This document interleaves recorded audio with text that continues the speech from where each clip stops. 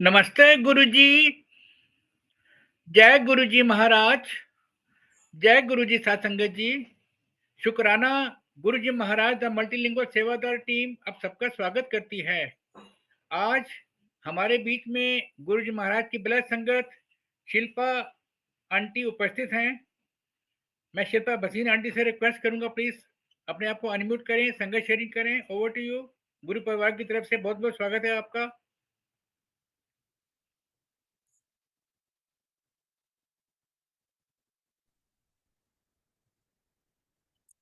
जय गुरु जी।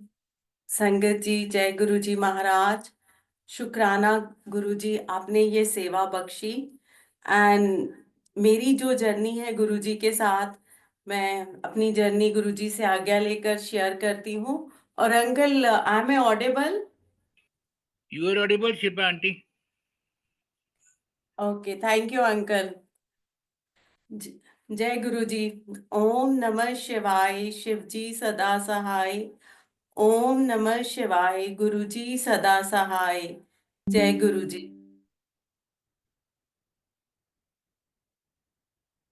शुक्राना गुरु जी। मेरी गुरुजी के साथ जो जर्नी शुरू हुई वो पता नहीं कितने जन्मों से है, उसका तो नहीं मेरे को पता।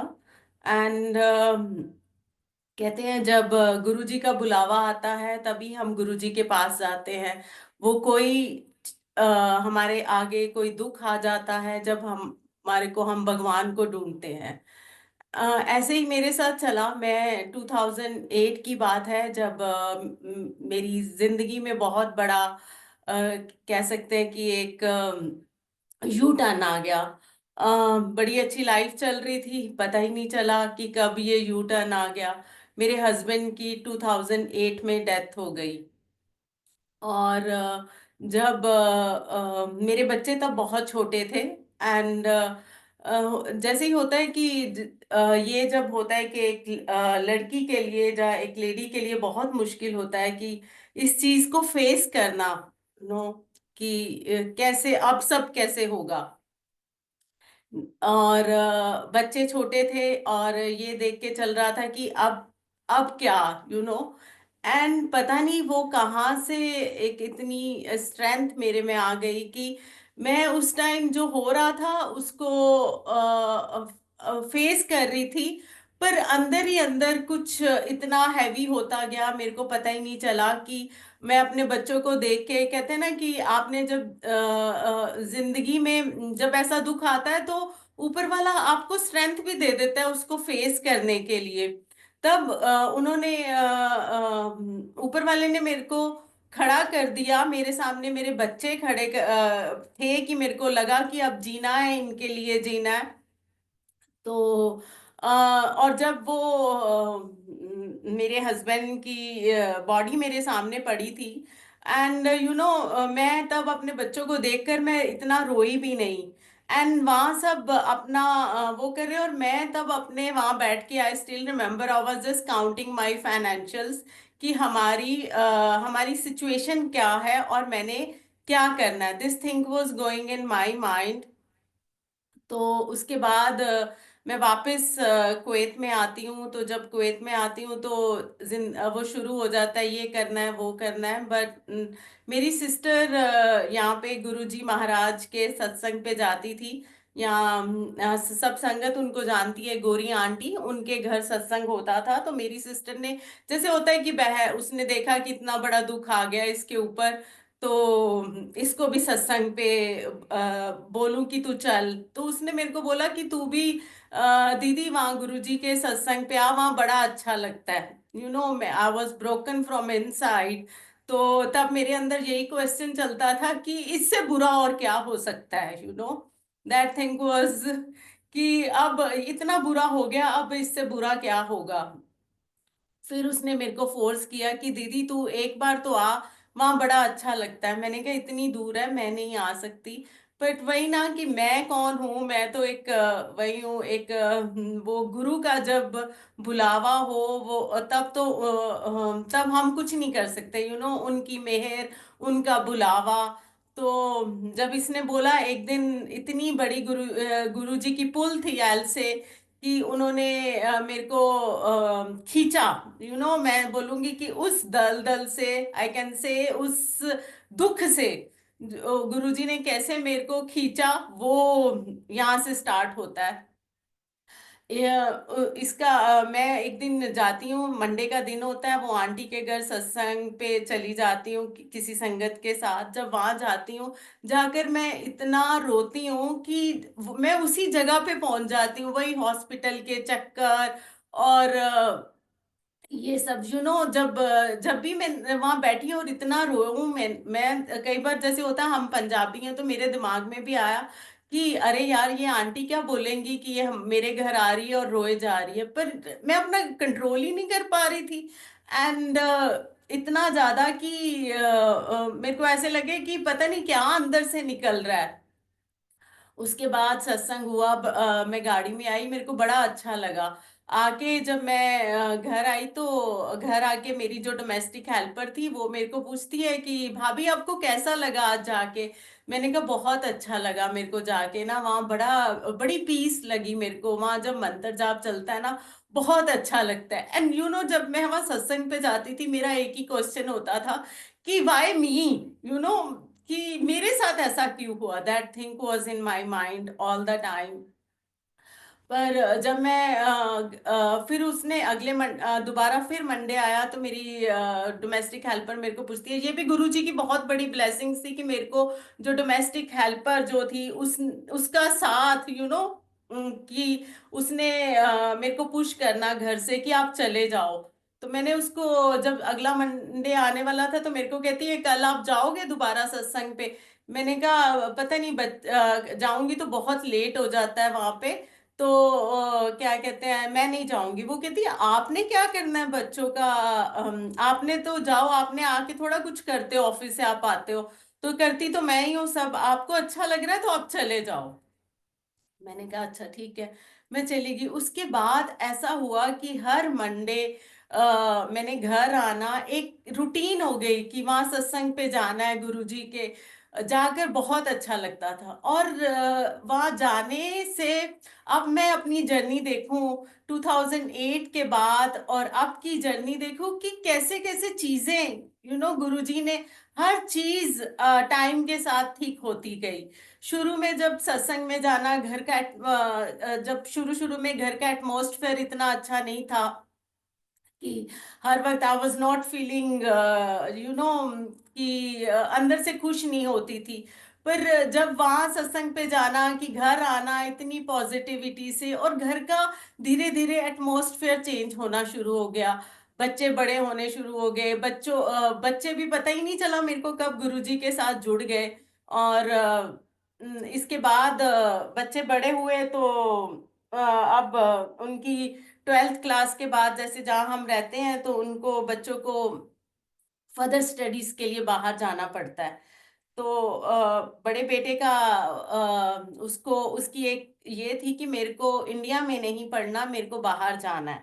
तो ये एक बहुत बड़ा सत्संग है कि जब जा रही थी, मेरे को ये नहीं पता था कि मेरा फेथ गुरुजी के साथ है कि नहीं है। बस जैसे बोलते हैं कि हाँ, मैं भी बोल देती थी कि नहीं, मेरा तो फेथ है गुरुजी पे, मेरा फेथ है, ये चीजें चल रही थी। पर मेरे को नहीं पता था कि फेथ क्या है गुरुजी का, बोलना और उस चीज को फील करना, और गुरुजी कैसे उसको फील कराते हैं, और वेरी प्रैक्टिकल उससे, ये चीज मेरे साथ हुई। एंड उसका था कि मेरे को इंडिया में नहीं जाना, मेरे को बाहर पढ़ने जाना है। तो जैसे कि मैंने उसका कनाडा का वीज़ा के लिए ट्राई कर रहे थे, और उसका वीज़ा कनाडा का नहीं आया। ये पीरियड इतना 6-7 महीने चला, और उसकी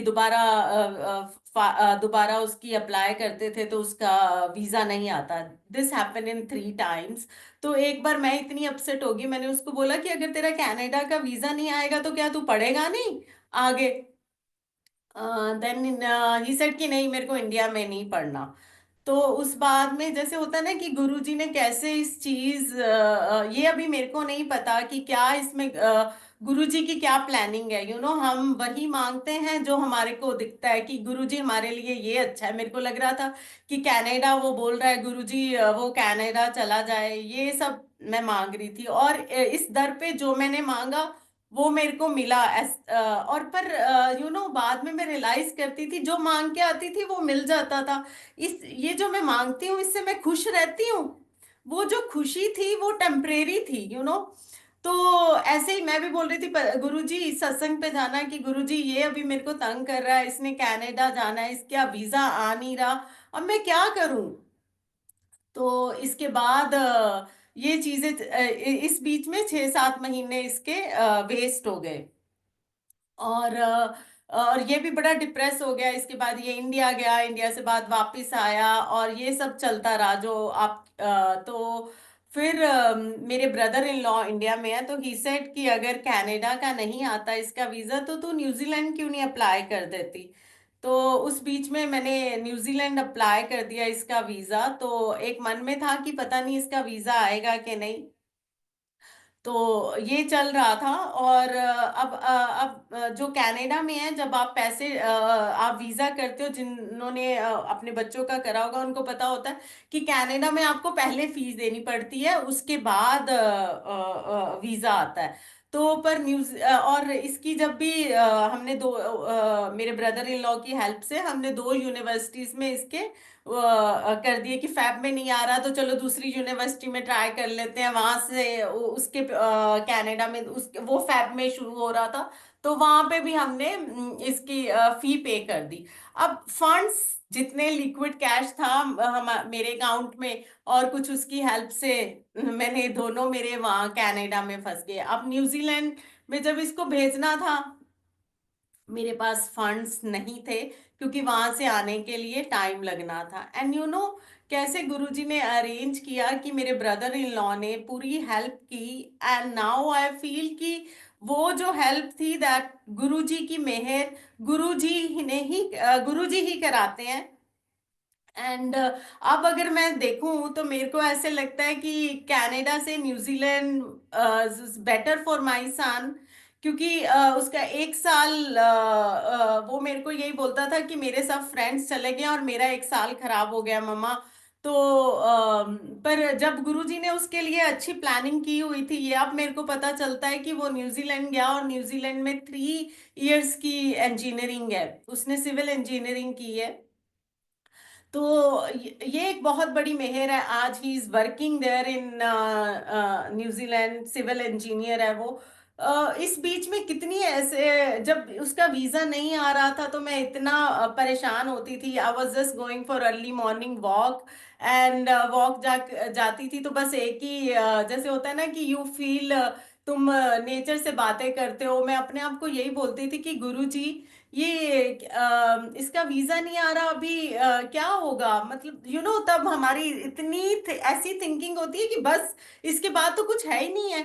दैट वाज मेरे दिमाग में भी ऐसे ही चल रहा था। मैं वॉक करते करते करी थी एंड सडनली आई हर्ड आवाज, जो फर्स्ट टाइम आई मेरे अंदर से, जो कहते हैं ना जिसको हम बोल देते हैं इनर वॉइस, एंड जिसको हम कहते हैं हमारी कॉन्शियस, उसको कुछ नाम भी दे सकते हैं। पर मेरे को ऐसा लगा कि जैसे गुरुजी मेरे को बोल रहे हैं कि एनु फेथ करनी है तू, तेनू बस अपने गुरु ते नहीं फेथ है।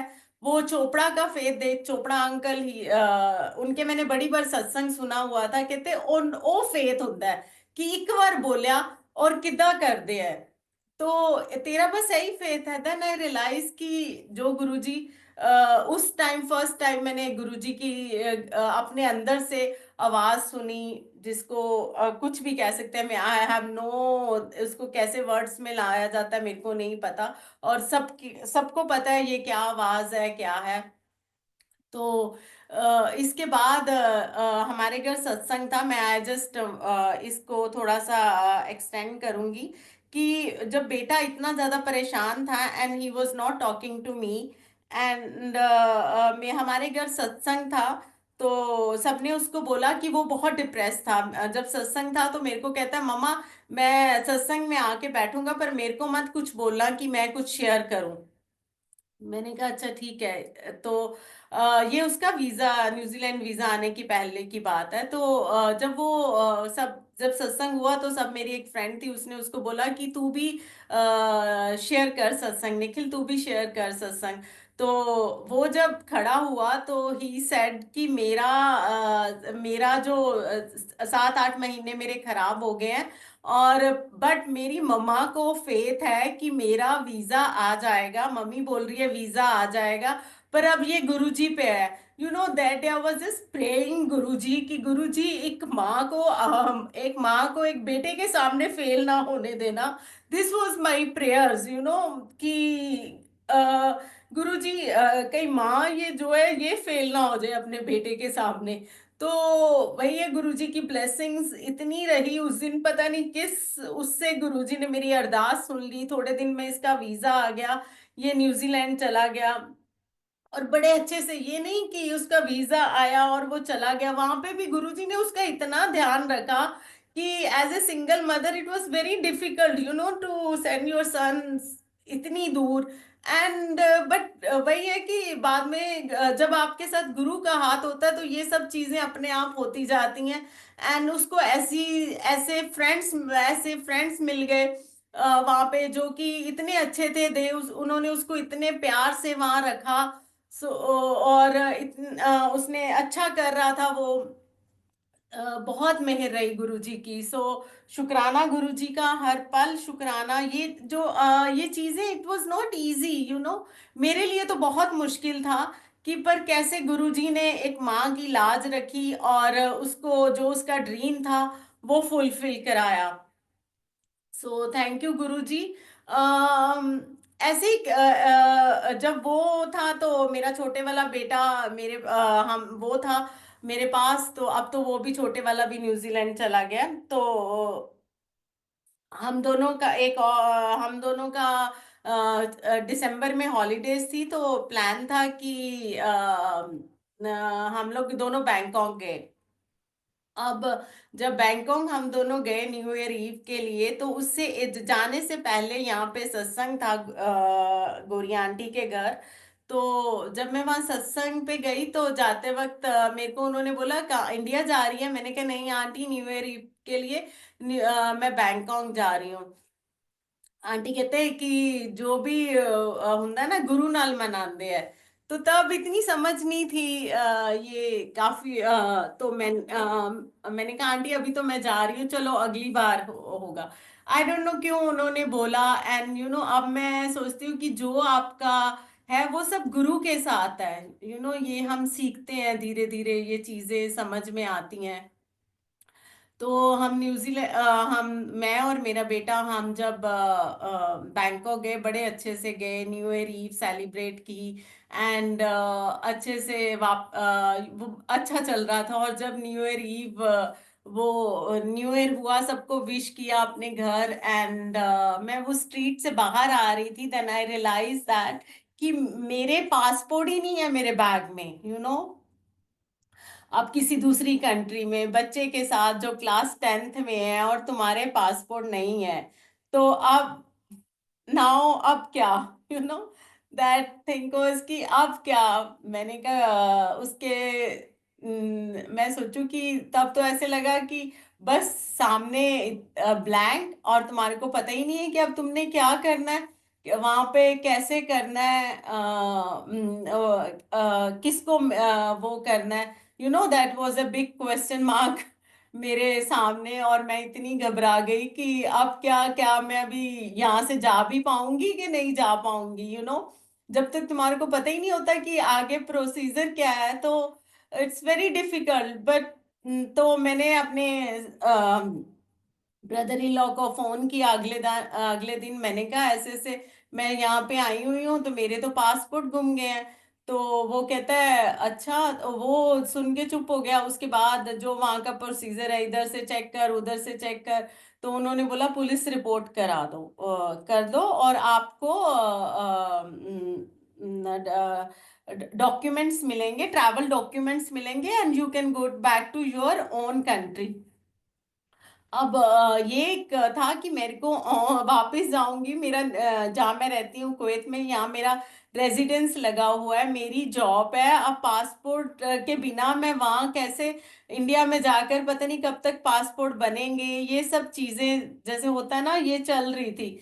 एंड अब मैंने यहाँ से, मेरे को पता था कि यहाँ पे जो आंटी हैं उनके अम्बेसी में, कुवैत, इंडियन अम्बेसी कुवैत में, उनका, उनके हस्बैंड का, अंकल का अम्बेसडर जानते हैं, जैसे ये सब था। तो मैंने आंटी को फोन किया, ऐसे ऐसे आंटी मेरे पासपोर्ट गुम गए हैं। तो वो कहते अच्छा बच्चे, मैं अंकल से बात करती हूँ तो बताती हूँ। अब ये उन्होंने बोला, उसके बाद मैं कहते ऐसे करो, अंकल का फोन आया, आप ना इंडियन एम्बेसी जाके बात करो, तो वो आपको कुछ हेल्प कर देंगे। एंड मैं वहाँ इंडियन एम्बेसी गई, वो फिर मेरे को बोले नहीं, आपको ट्रैवल डॉक्यूमेंट्स मिलेंगे। तो मैंने कहा नहीं, ट्रैवल डॉक्यूमेंट्स लेके तो मैं वहां फंस जाऊंगी इंडिया में, और मेरी जॉब है, मेरे बेटे की 10th है। तो मैं कहूँ गुरुजी, अब कैसे निकलूंगी, ये क्या चक्कर व्यू में फंस गई हूँ मैं, बिना पासपोर्ट के कैसे, अब क्या होगा आगे, तो ये एक मेहर गुरुजी की ऐसे हुई मेरे ऊपर कि उन्होंने इस चक्रव्यूह से कैसे निकाला। वहां पे दूसरे कंट्री में, जहाँ पे कोई तुम्हारा रिश्तेदार नहीं है, कोई है नहीं, तुम्हारे पास लिमिटेड फंड्स हैं वहां पे, और मतलब वहाँ जरिए बनते गए। ये मेरे ब्रदर का फ्रेंड था वहां पे, उसका उस उनका होटल था, एंड देन मेरे ब्रदर ने उसको कॉल किया, एंड हम उसके होटल में शिफ्ट हो गए। वो जो 3-4 दिन हम रहे, तो उनके होटल में शिफ्ट हो गए। एंड उन्होंने हम बार बार एम्बेसी आना जाना, ये सब अरेंज हो गया, मतलब चीजें इजी होनी शुरू हो गई गुरुजी महाराज की मेहर से। और मेरे ब्रदर इन लॉ का फ्रेंड था वहां पे, तो उसने बात करके मेरे जो अम्बेसी में पासपोर्ट, जो उन्होंने यही बोल दिया कि इसको पासपोर्ट मिल जाएंगे। जब मैं वहां गई तो फर्स्ट डे जब मैं एम्बेसी में जाती थी, तो वो लोग ऐसे बात करते थे, कि ऐसे कैसे हो सकता है, ये वो ये रूल है, ट्रैवल डॉक्यूमेंट से ही आपको वापस जाना पड़ेगा। पर जब नेक्स्ट डे मैं गई, इधर से कुवैत से फोन गया, वो मेरे ब्रदर इन लॉ के फ्रेंड ने वहां से फोन किया, तो मेरे को वहां से नेक्स्ट डे वो मैडम पे आ गए, जो पहले ऐसे बात कर रहे थे, अगले दिन वो बड़े आराम से, यस मैडम, हाँ आपको पासपोर्ट मिल जाएंगे। अगर आप किसी से भी चेक करो, अगर आप कहीं भी कर लो, किसी दूसरे कंट्री से ये नहीं हो सकता कि अगर आपके पासपोर्ट गुम जाए, आपको पासपोर्ट मिल जाएंगे वहां पे, नए पासपोर्ट। ये गुरुजी की इतनी बड़ी मेरे पे मेहर हुई कि हमारे को वही न्यू पासपोर्ट्स इशू हो गए।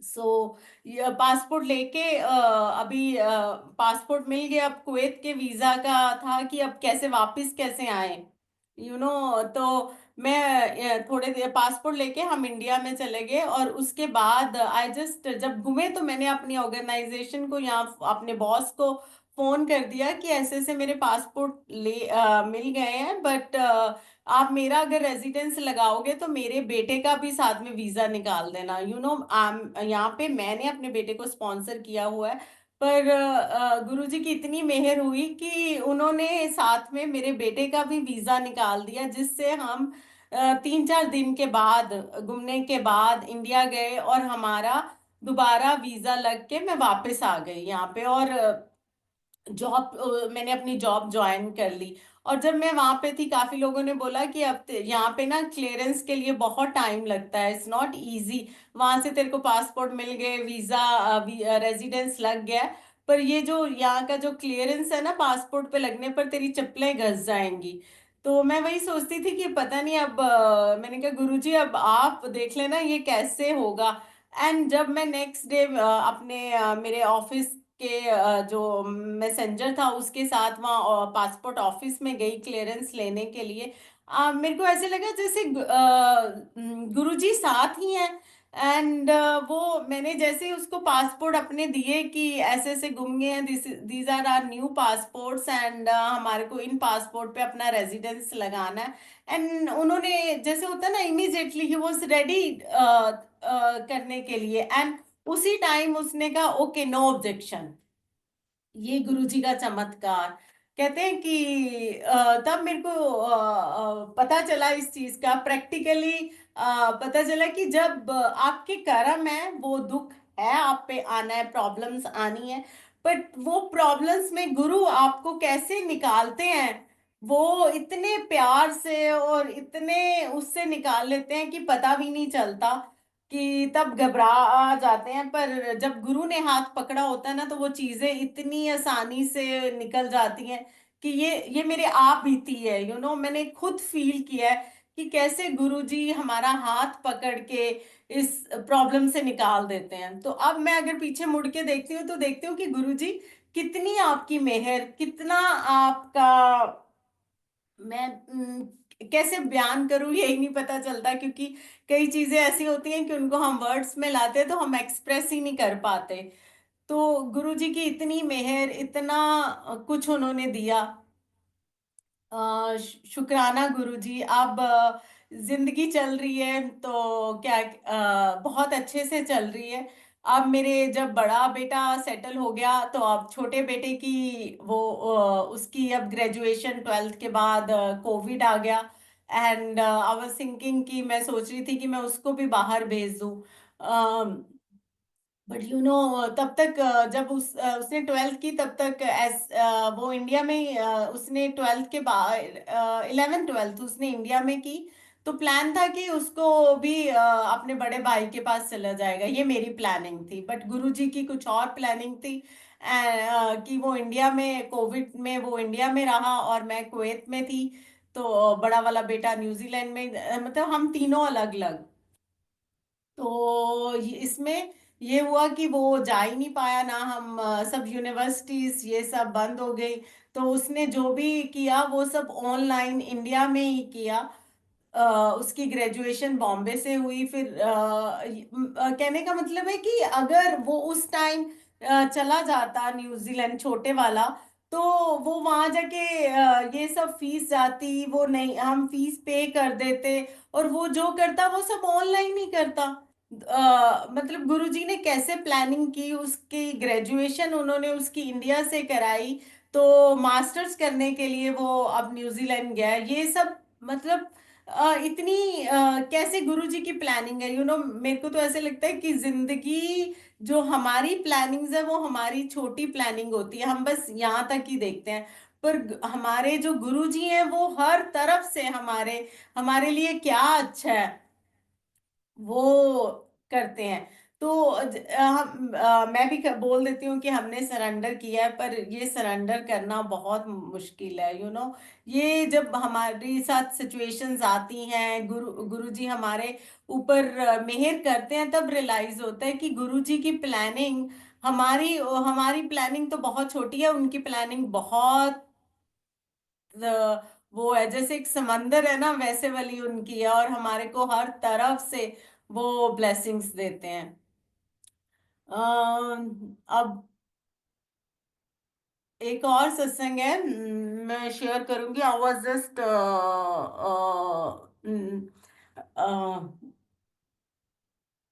ये बात है, मेरी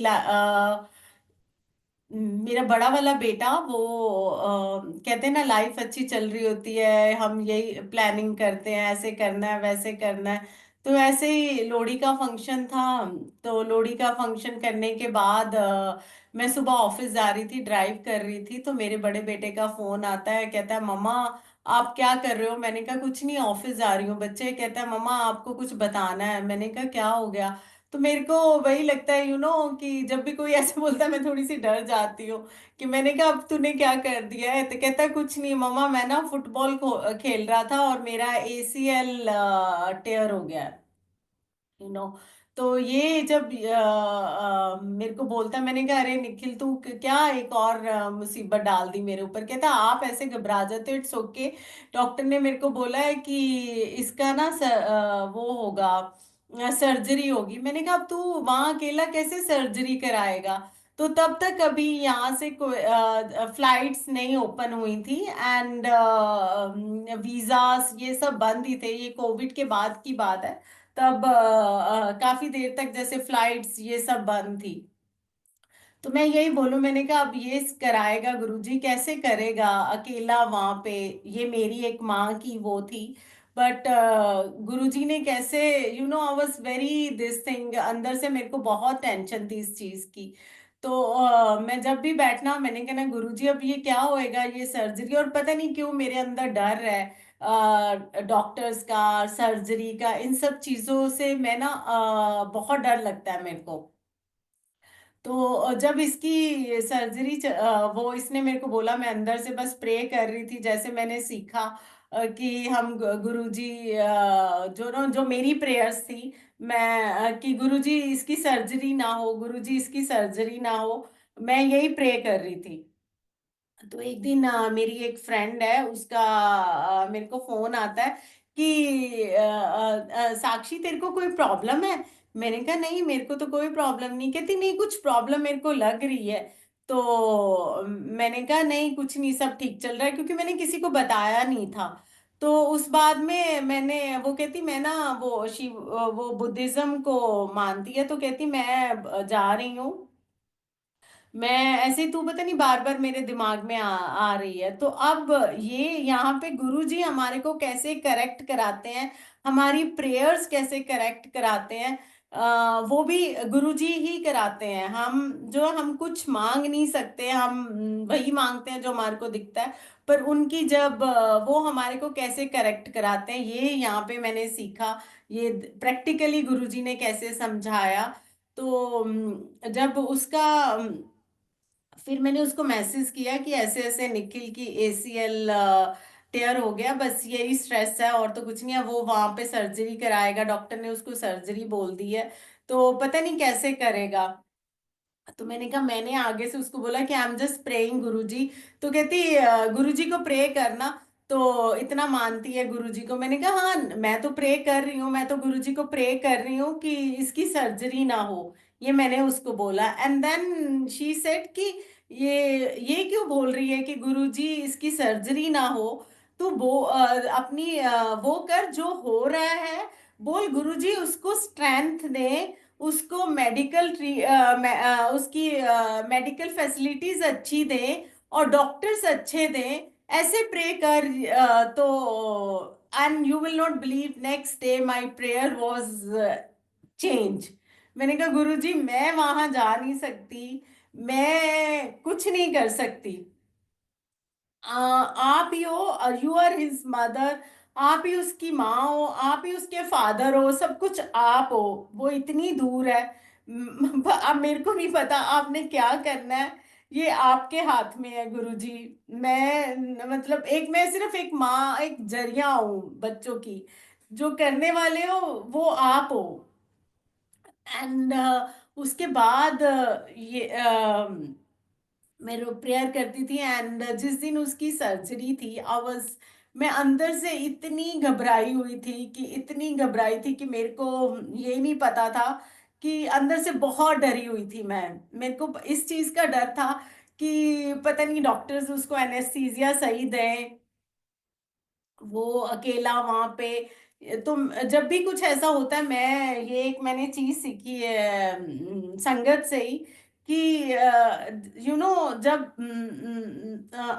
जब आप डरे होते हो, जब आप वो हो रहे हो, तो आप मंत्र जाप करो। और जब मेरे को जो मैंने है, मेरा जब भी डर होता है, जो ऐसे होता है, मैं समंदर के पास चली जाती हूँ और मैं वॉक करती हूँ और मंत्र जाप करती रहती हूँ।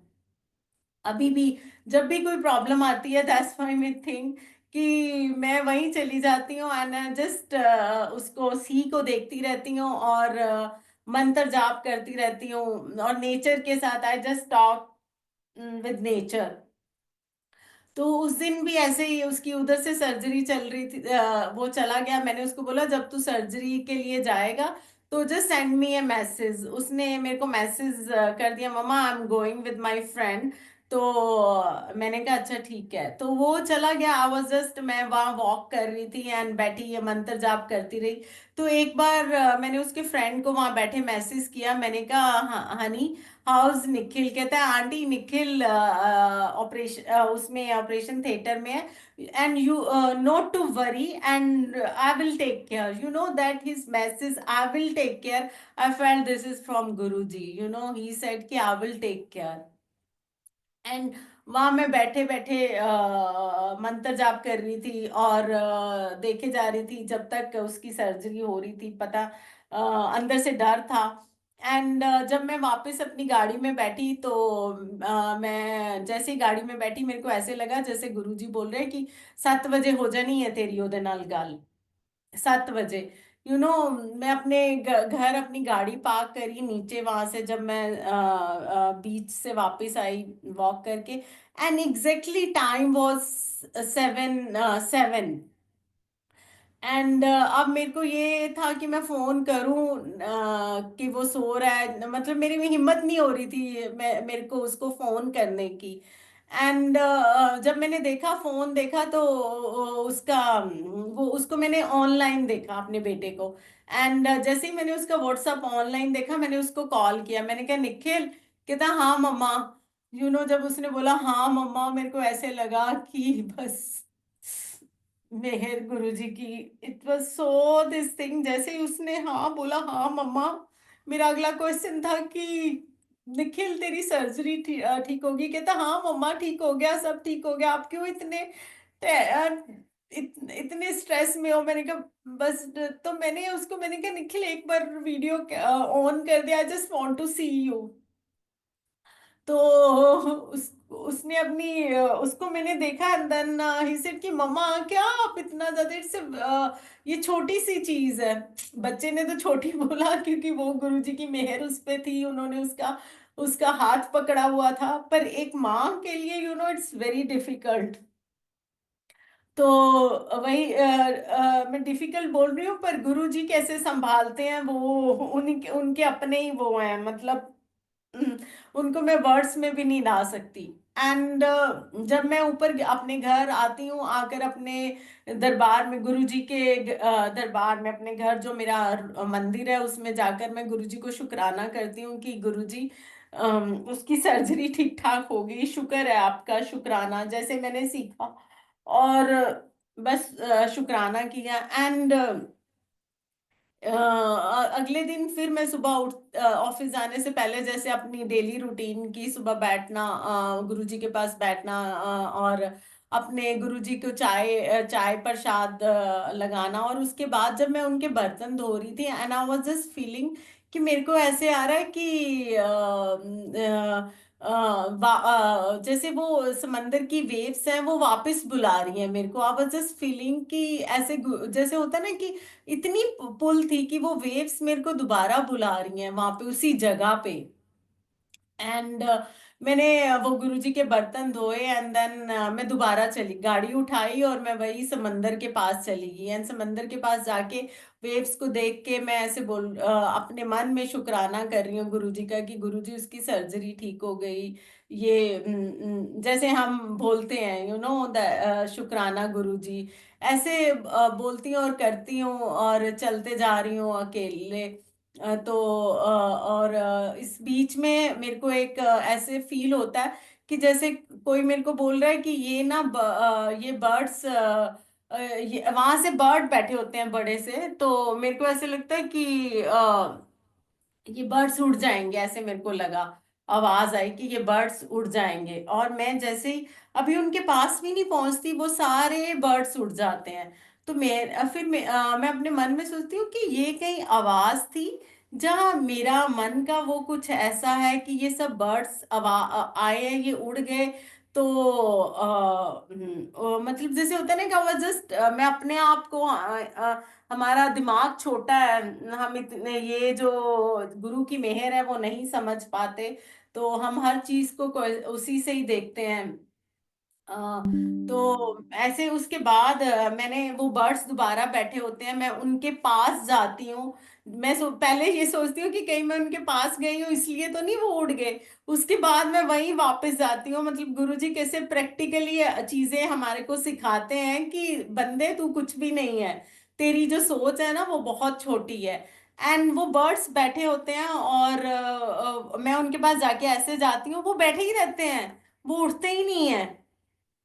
एंड ये जो मेरी जिंदगी की जो सबसे प्यारा और सबसे मोमेंट है ना, वो ये है कि उसके बाद वो बर्ड्स नहीं उठते।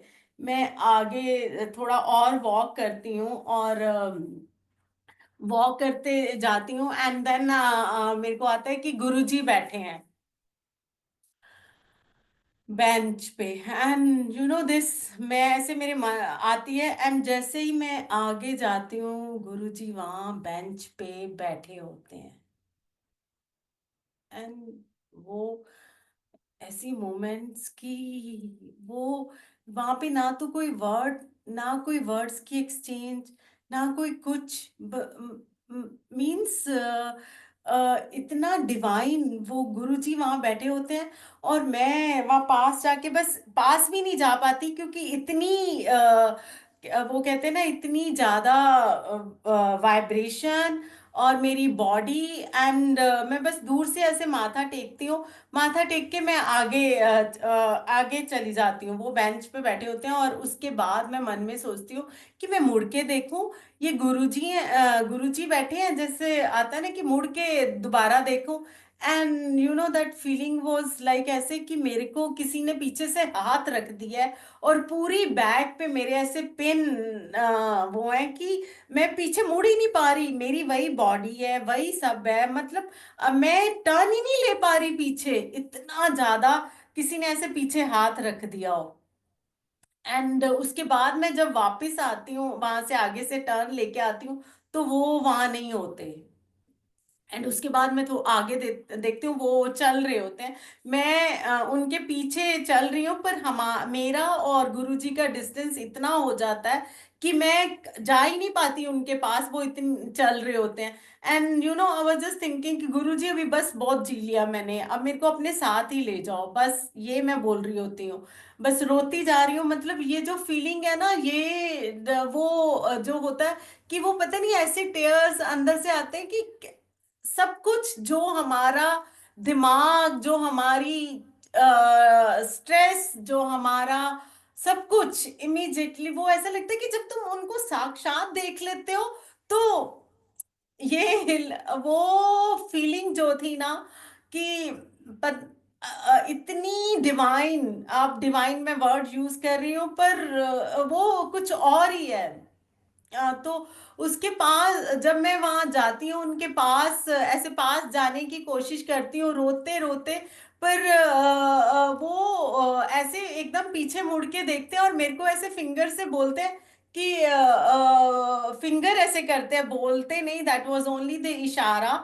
एंड यू नो मैं वहां बैठ जाती हूँ और वहां बैठती हूँ, वहां बेंच होता है। एंड उसके बाद मैं उनको नहीं देख पाती। और मैं जब गाड़ी में भी बैठती हूँ वो इतना, वो उसको आप बोल सकते हो वो खुशी के आंसू थे, वो किस चीज के आंसू थे मेरे को नहीं पता, वो गुरुजी को पता है।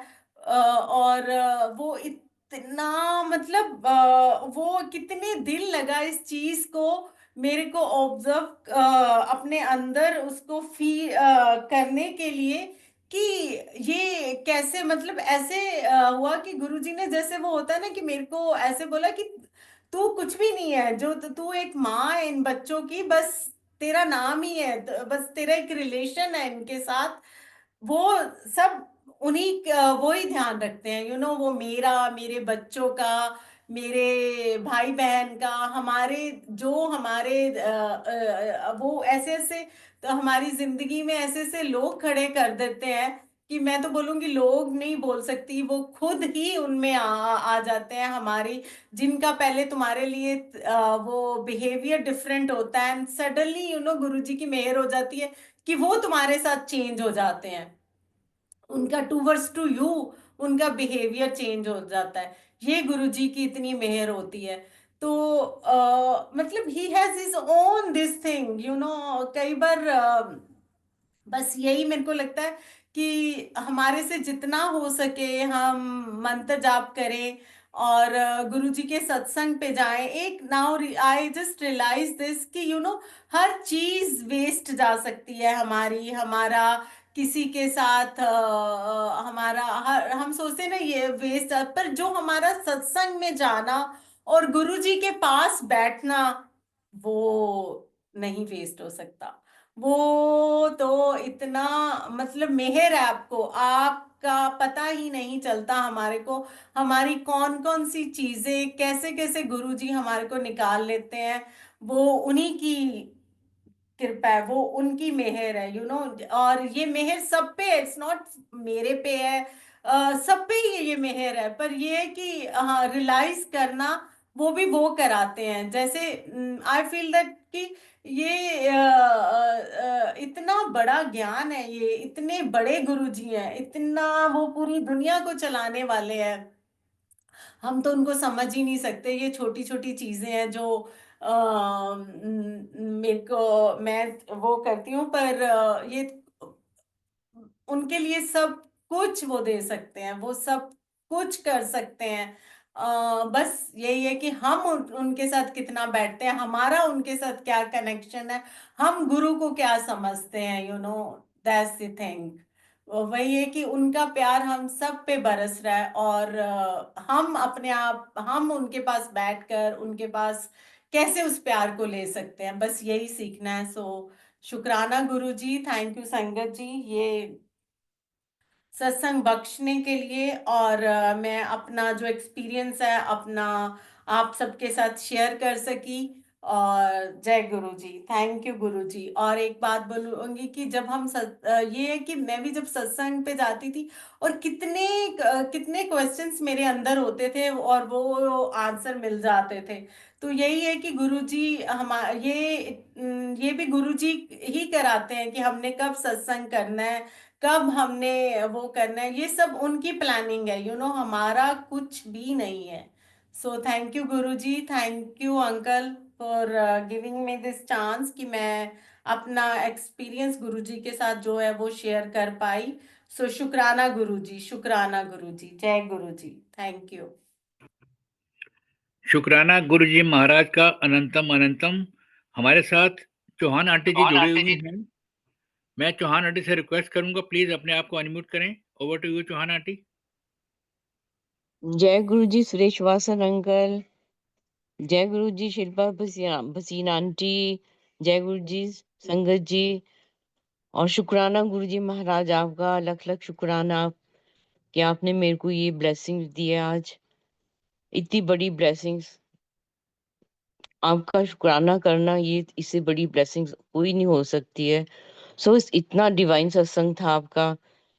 एक चीज सामने ये निकल के आई कि गुरु जी को प्रेयर करो, विश्वास रखो, और सही सही समय जब होगा वो सब कुछ करके दे देंगे। प्रैक्टिकल गुरु है हमारे।